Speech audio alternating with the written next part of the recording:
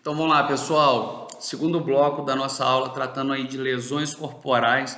Agora, para a gente, de fato, já fizemos a leitura do dispositivo, para a gente adentrar o mérito da questão e trazer as questões aí mais polêmicas, mais perspicazes sobre o artigo 129 do Decreto-Lei 2848 de 40, o Código Penal.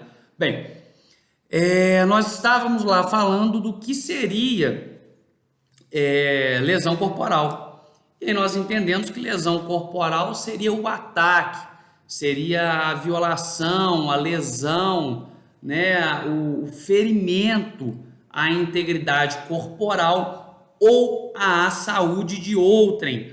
Eu me pus a debater com vocês e propus no final da aula uma reflexão a respeito do que seria integridade física, integridade corporal e o que seria a fase final a respeito da violação da saúde de outrem. O que seria, de fato, a violação corpórea, né, entendida aí como a integridade corpórea em consonância com a saúde de outrem. Então, o tipo penal ele nos é expresso e nos diz violar a integridade corporal ou a saúde de outrem. E aí a minha pergunta é: o que é compreendido como sendo a saúde de outrem?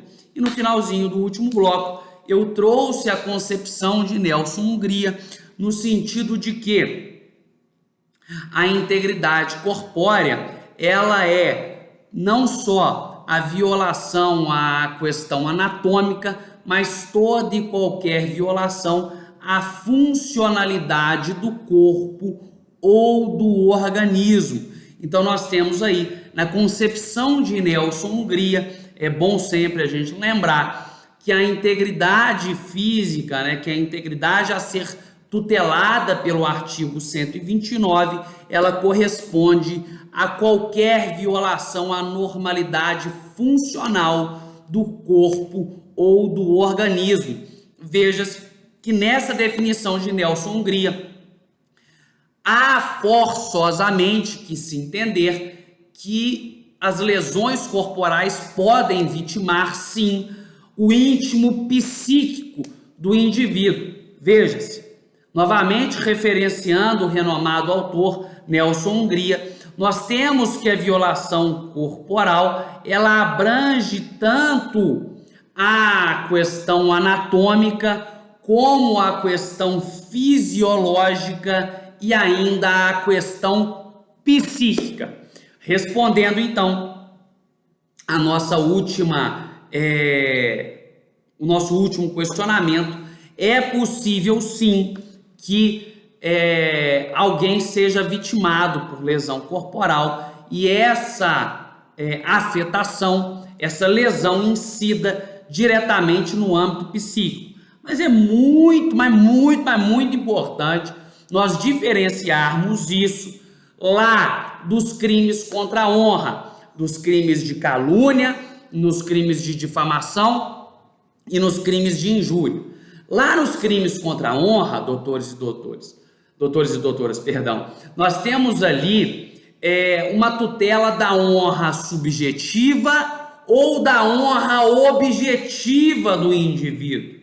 A honra objetiva do indivíduo é compreendida como aquilo que a coletividade, não necessariamente, né, toda a coletividade, não estou falando necessariamente de pessoa pública, mas aquilo que a coletividade, aquilo que terceiras pessoas entendem do indivíduo. Então, a honra objetiva é aquilo que terceiras pessoas entendem do indivíduo. Em contrapartida, a honra subjetiva é a percepção individual que o indivíduo tem dele mesmo.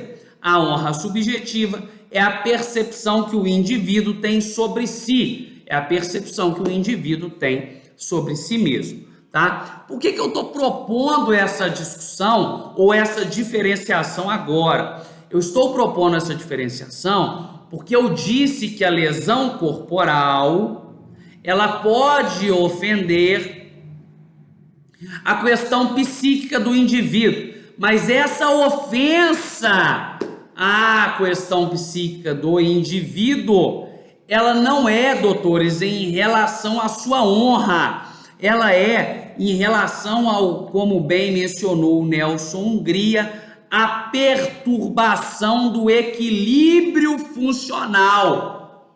Veja-se, o equilíbrio funcional, nas palavras ali de Nelson Hungria, ele foge também à questão de que a lesão corporal seria uma ofensa tão somente à integridade física, ele amplia a percepção de integridade física, como também as funcionalidades, né, ou as questões fisiológicas do indivíduo. E quando eu falo em função fisiológica, eu estou falando de função dos órgãos, e extreme de dúvidas que o cérebro é o principal órgão do corpo humano.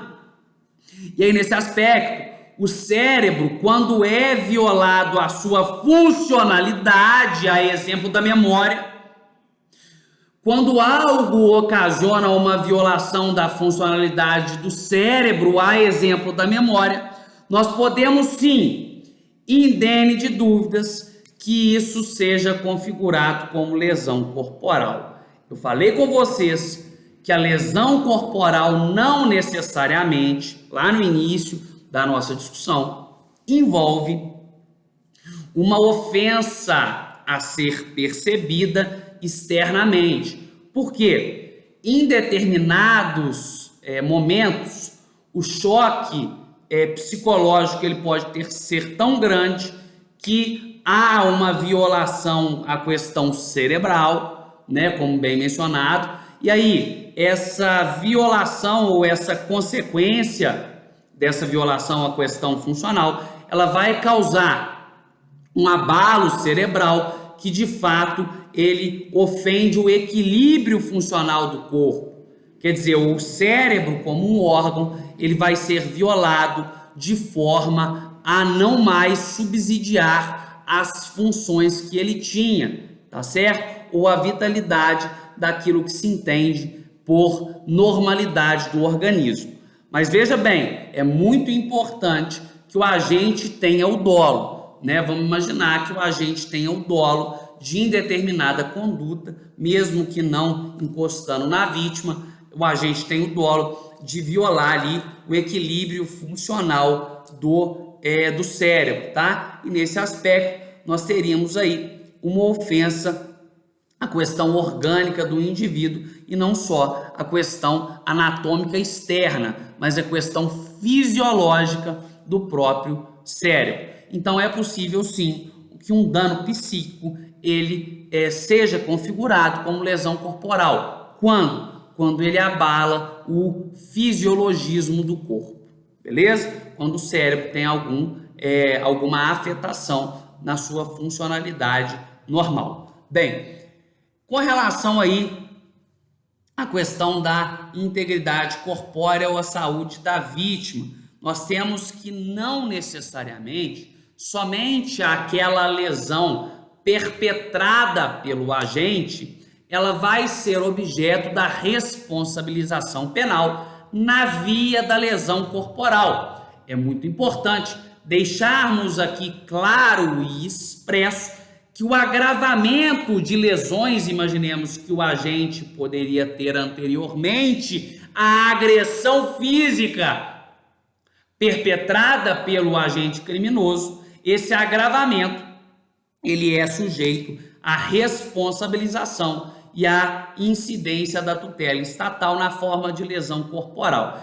Então imaginemos que um agente tem uma determinada deformidade ou uma ofensa à integridade física derivada de fator externo.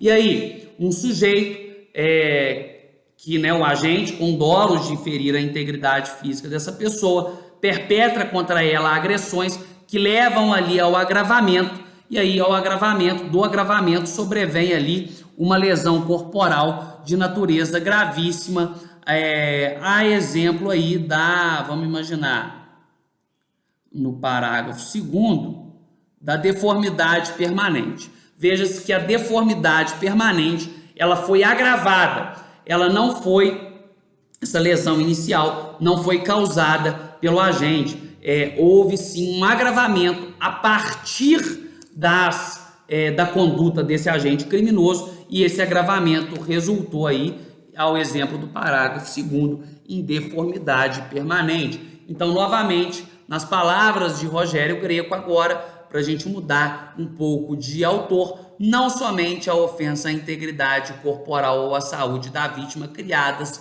originalmente fazem a responsabilidade do agente, mas também a agravação de situação pré-existente. Tranquilo até aqui? A minha pergunta para vocês, agora tentando chacoalhar o cérebro dos doutores e doutoras, é quem é outrem? Bem, a normação do que é outrem passa por vários debates. E o outrem aqui, da forma como eu mencionei lá no artigo 121, quem seria alguém no artigo 121? Eu falei com os doutores e doutoras, ora, matar alguém. Quem é alguém? Alguém é todo ser vivo nascido de mulher. Veja que a palavra nascido me traz algumas percepções de que não seria possível a vítima do homicídio ser um feto, por exemplo. Não é possível que seja a questão da vida intrauterina tutelada no tipo penal do artigo 121. Mas nós vamos ver que aqui no artigo 129 nós temos algumas modificações.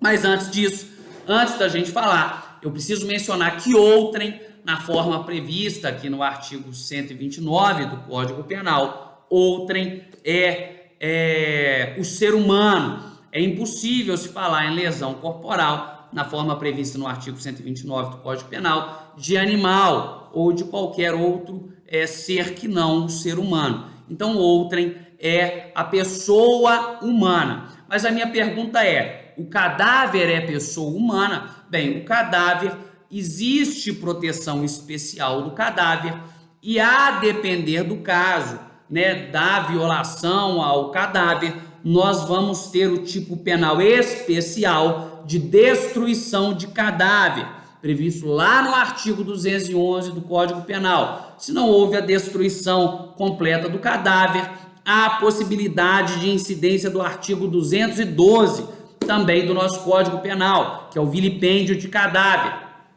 E ainda há também a possibilidade do crime de dano.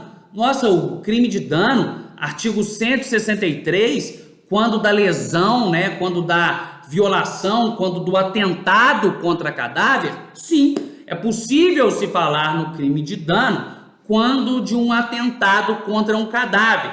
Quando esse cadáver, por exemplo, for uma propriedade de uma universidade, de um laboratório, de um instituto de medicina, tá? Nesse caso, aquele cadáver, ele é tido como propriedade e uma vez maculado, uma vez atentado, ele vai ser aí objeto do crime de dano e não do crime de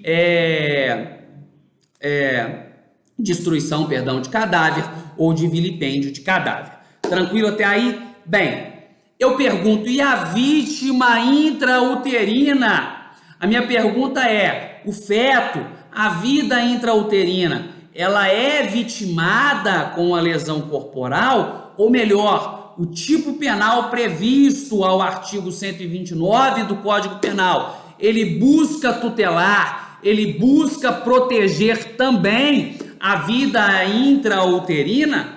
Vamos ver que existe divergência, porque se nós não tivéssemos corrente, a situação ia ficar muito fácil.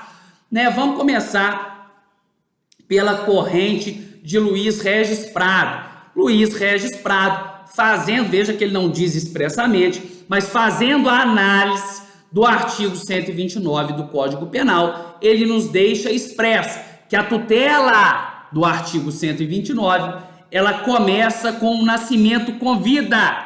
Ele começa a incidir os seus efeitos quando da prospecção, quando do início do parto. Então, Luiz Regis Prado, nessa forma, nos leva a crer, nos leva a presumir que renomado autor não entende que o feto pode ser vítima de lesão corporal. Renomado autor não entende que o artigo 129 vem fazer incidir a sua tutela, vem fazer incidir a sua gama de proteção para tutelar a vida intrauterina.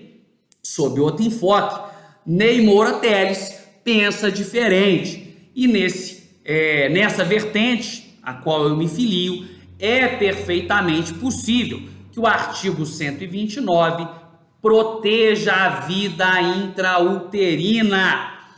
Veja-se que, puxando lá para o direito civil, nós temos uma elementar necessidade de proteger a vida intrauterina e de respeitar o direito do nascituro, da vida intrauterina, de alimentos. Tanto assim que nós temos a possibilidade legal de pagamento ou de prestação dos alimentos gravídicos.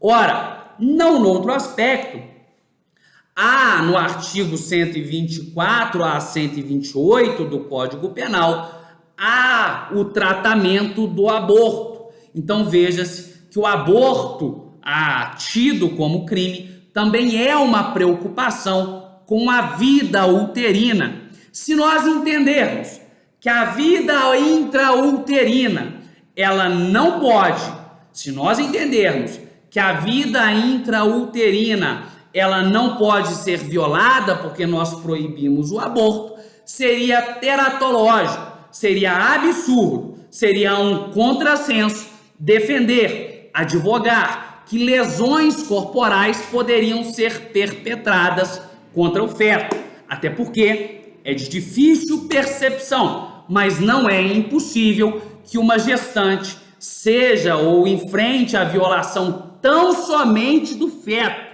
e não de si. Veja, é possível que uma gestante amargue uma prospecção ou uma lesão tão somente ao feto, tão somente à vida intrauterina que essa gestante carrega. E ela, a gestante, saia sem nenhum dano daquela lesão. Então, se nós entendermos que é perfeitamente possível proteger a vida intrauterina, mas as lesões corporais que, por exemplo, resultarem em deformidade permanente naquele feto são irrelevantes para o direito penal, com redobradas vênias aos autores que pensam diferente, é teratológico, é absurdo, é fazer incidir um direito penal ineficiente, é fazer um direito penal que ofende o princípio da proibição da proteção deficiente. Então, nesse aspecto, é muito importante aqui entendermos que, no caso, temos duas correntes.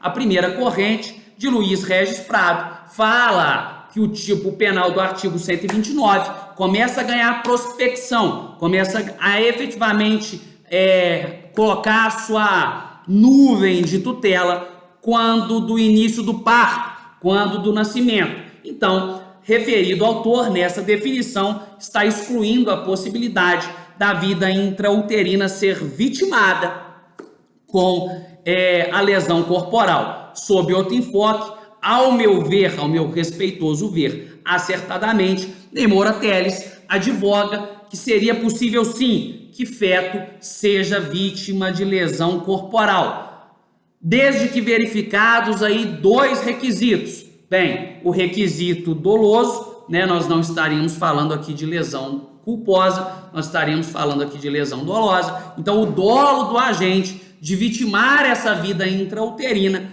com uma lesão corporal, porque se o dolo for ceifar essa vida intrauterina, nós teríamos aí o tipo penal específico, que é o aborto. Lá do outro, é inteiramente necessário que seja provado a vida que esse feto efetivamente estava vivo, né? Que não houve a morte desse feto antes dessa agressão, antes dessa violação à integridade física.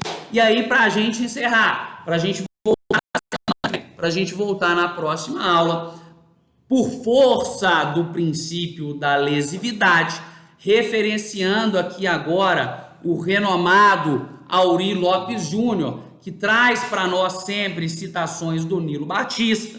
Não se pune a autolesão ou é incompatível com a sistemática constitucional se punir a autolesão por conta do princípio da lesividade. O princípio da lesividade que nada mais nos diz, que o direito penal é o ramo destinado a tratar das lesões mais graves aos bens jurídicos mais importantes, entendido aí lesão como sendo a ofensa a bem jurídico de terceiro. Tá certo, pessoal? Então, na próxima aula a gente volta. Um beijo para vocês.